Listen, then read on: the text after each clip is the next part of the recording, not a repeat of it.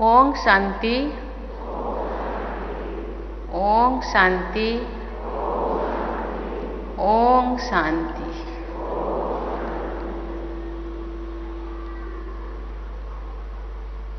इस समारोह में प्रमुख रूप में उपस्थित मंच में विराजमान राज्य सरकार के मंत्री श्री बी.डी. कल्लाद जी, ब्रह्मा कुमारी संस्था के अतिरिक्त महासचिव राज्यगी ब्रजमोहन भाई जी, ब्रह्मा कुमारी संस्था की संयुक्त मुख्य प्रशासिका राज्यगिनी मुनि बहन जी, राज्यगी मृत्युंजय भाई जी, राज्यगिनी सुषमा बहन जी, राज्यगी करुणा भाई जी, ब्रह्मा कुमारी राज्यगी ब्रजमोहन भाई जी, ब्रह्मा कुमारी परिवार के सभी राज्यगी भाइयों और बहनों, देवियों और सज्जनों, पहले नया साल 2023 की बहुत बहुत बधाई, बहुत बहुत शुभकामनाएं। पहले वर्ष सितंबर में मेरा यहाँ आने का कार्यक्रम था, लेकिन अपरिहार्य कारणवश उस समय में आप सबके बीच उपस्थित नहीं हो सकी। इसलिए आज आप सबके बीच आकर मुझे अत्यंत प्रसन्नता हो रही है।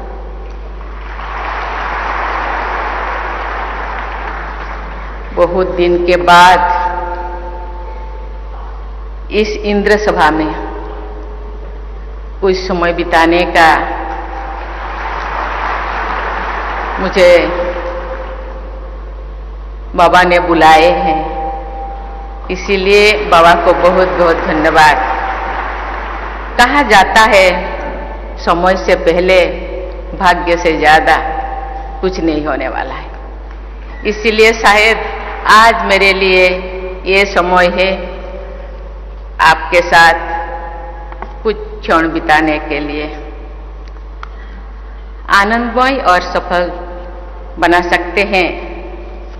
मुझे दूसरे आज़ादी के अमृत महोत्सव के तहत ब्रह्मा कुमारी संस्थान द्वारा शुरू किए जा रहे राष्ट्रव्यापी अभियान rising India through spiritual empowerment का शुभारंभ करने का अवसर मिलना मेरे लिए सौभाग्य की बात है। इस अभियान का उद्देश्य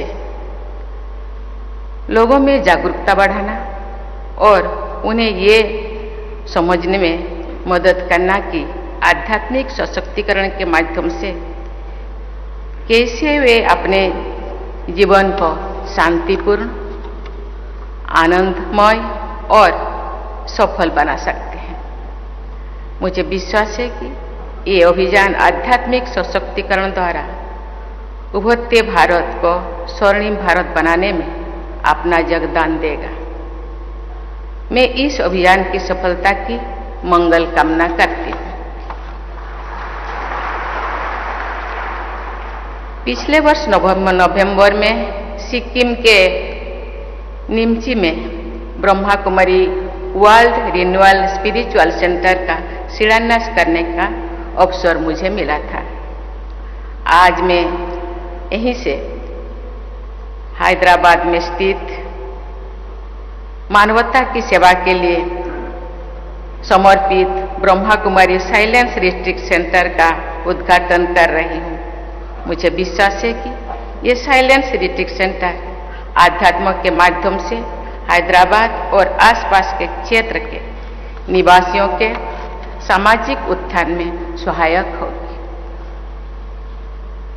इंदौर में प्रजापिता ब्रह्मा कुमारी ईश्वरीय विश्वविद्यालय के ऑडिटोरियम, स्पिरिचुअल आर्ट गैलरी और साधना कुटीर का शिलान्यास करके मुझे प्रसन्नता हुई है।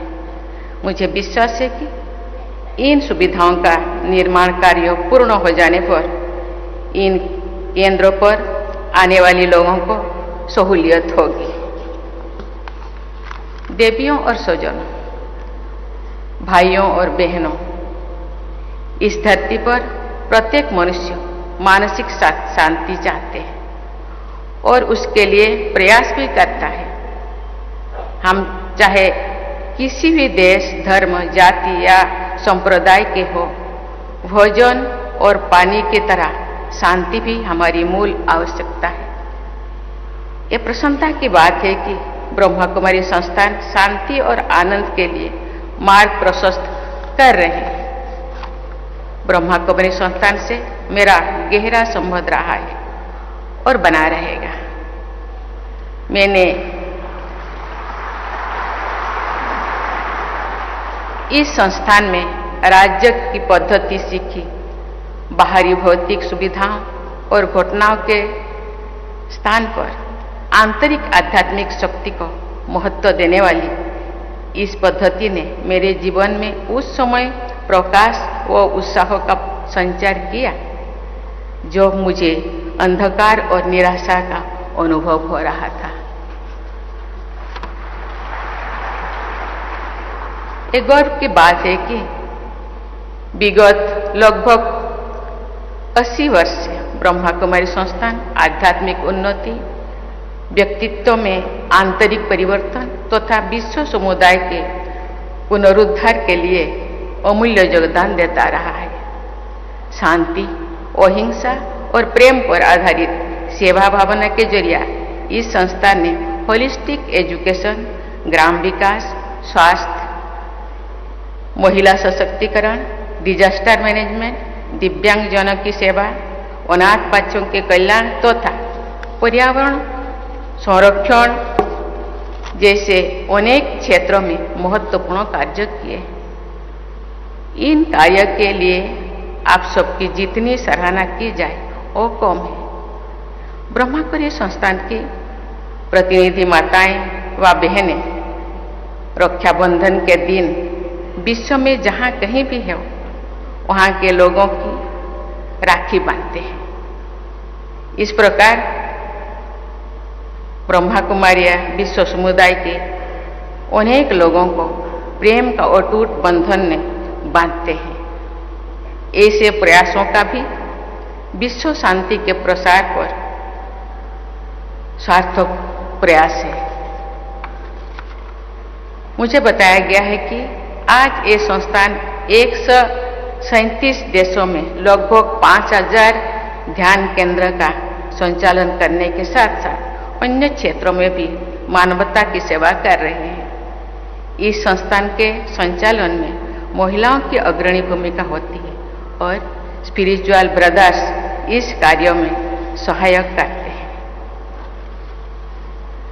ये संस्थान महिलाओं द्वारा चलाया जाने वाला विश्व का सबसे बड़ा आध्यात्मिक संस्थान है।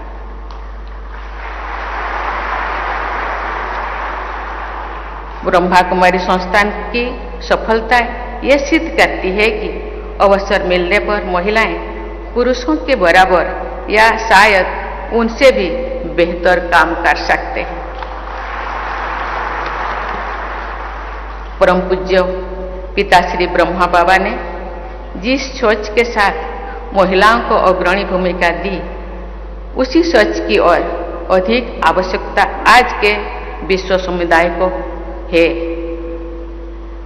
अनेक क्षेत्रों में सफलता प्राप्त करने वाली महिलाओं की कार्यशैली और उनके जीवन मूल्यों को देखकर बहुत से लोगों ने ये विचार व्यक्त करते हैं कि यदि विश्व समुदाय का नेतृत्व महिलाओं द्वारा किया जाए तो ऐसा विश्व शायद अधिक सक्षम, सुरक्षित, शांतिपूर्ण, न्यायपूर्ण और प्रेमपूर्ण होगा। मुझे इस बात की प्रसन्नता है कि ब्रह्मा कुमारी संस्थान ने महिलाओं के सशक्तिकरण तथा उनकी उन्नति में सक्रिय भूमिका निभाई है। ब्रह्मा बाबा का मानना है कि महिलाओं के आध्यात्मिक, सामाजिक और बौद्धिक सशक्तिकरण में ही विश्व का समग्र विकास निहित है।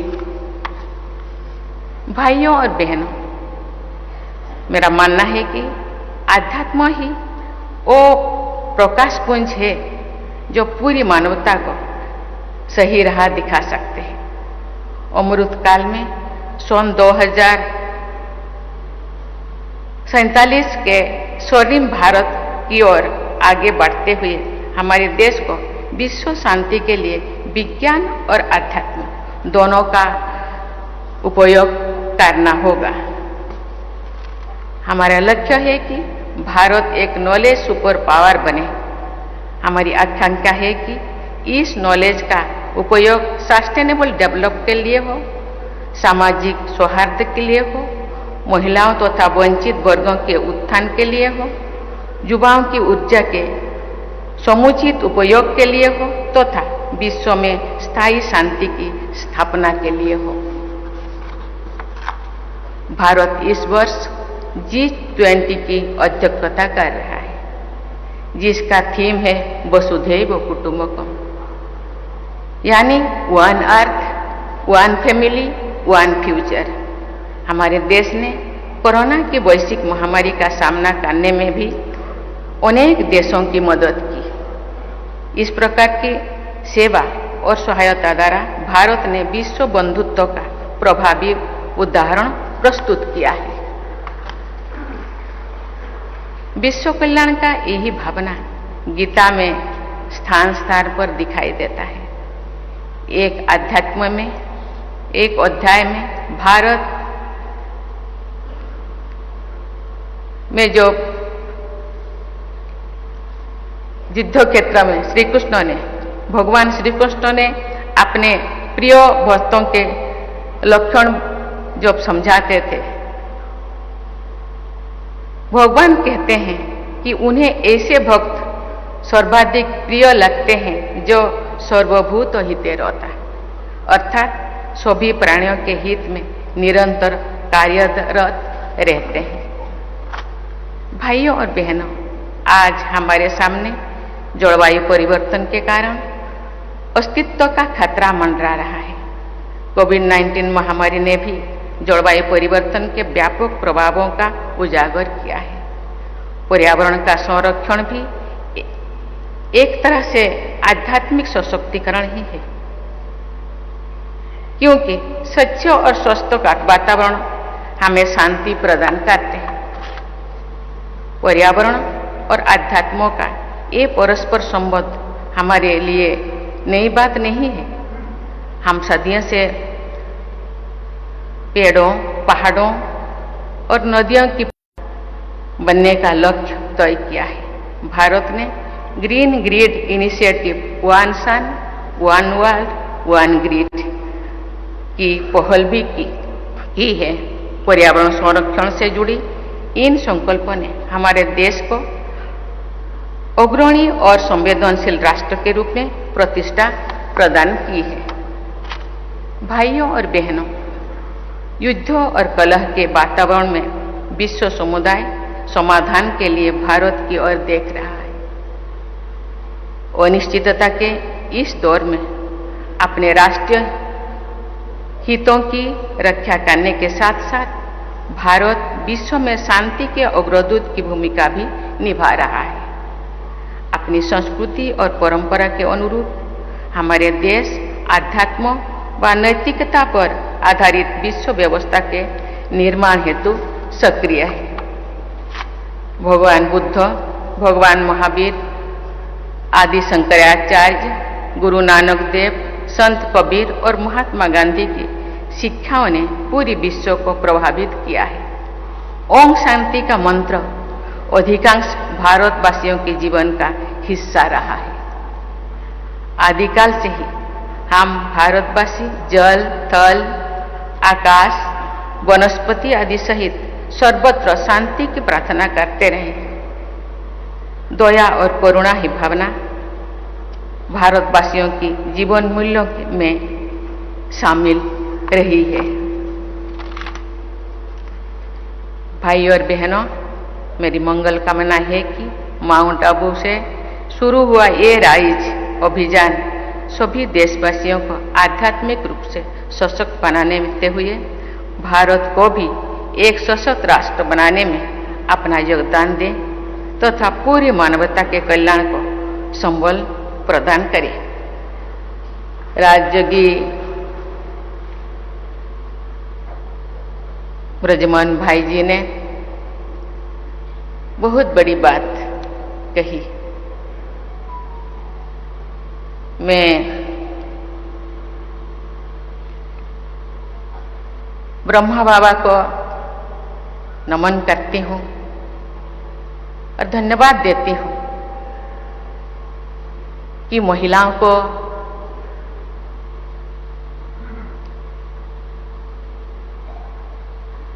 पूरा विश्व में शांति और शक्ति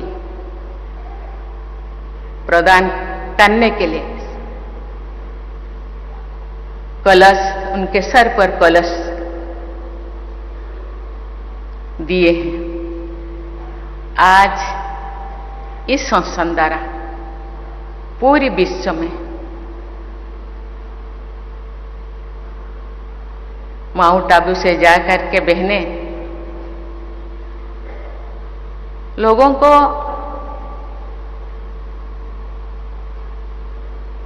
लोगों के मूल्यों को,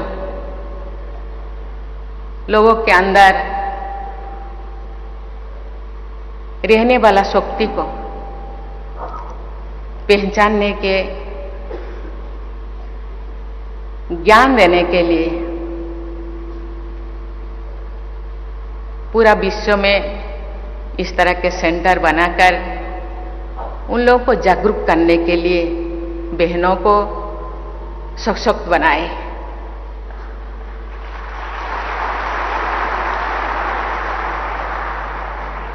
आज मैं समझती हूं देश में जो भी बेटियों के ऊपर, बहनों के ऊपर जो भी ऐसे घटनाएं घटित हो रहे हैं, मुझे लगता है बहनें ही ऐसे शक्ति बनकर आगे आएंगे और लोगों के अंदर जो स्वतः गुण है उसको जागरूक करेंगे। स्नेह, प्रेम, शांति, आत्मीयता, मुझे लगता है उनके अंदर जो विकार है उसको समाप्त करने में बहनों का जो प्रयास, उनका जो शुभ भावना, आज ये बहनें मुझे लगता है 10 या 60 के 70 लाख तो हो गए हैं। ऐसे ऐसे सेंटर आज गांव-गांव में हो रहा है। मुझे लगता है उनका सकाश, उनका शुभ भावना लोगों के मन में जो विकार है वो समाप्त करेगा और एक ना एक दिन सरकार अपने तरफ से, गवर्नमेंट अपने तरफ से प्रयास कर रहे हैं, लेकिन एक आध्यात्मिक संस्था के रूप में आज केवल ब्रह्मा कुमारी नहीं, बहुत सारे ऐसे संस्थाएं हैं इस दिशा में आगे बढ़ रहे हैं। मुझे लगता है ये वो दिन ज्यादा दूर नहीं, आहिस्ते आहिस्ते लोगों के मन में आध्यात्मिक भाग जागृत हो रहा है। पुराण महाभारत कहीं पे भी हम देखें ऐसे घटनाएं घटित हो रहा था। मुझे लगता है अभी ये कलियुग है, ज्यादा ही हो रहा है। कलियुग का मानसिकता को खत्म करना होगा और सत्य युग को आह्वान करना होगा और इसीलिए हम लोग सबको प्रयास करना होगा और मन में सद्गुण को हम अपनाना होगा और आगे बढ़ना होगा। थैंक यू, धन्यवाद। जय हिंद, ओम शांति। अब सभी से निवेदन है कि सब अपने स्थान पर खड़े हो जाएंगे।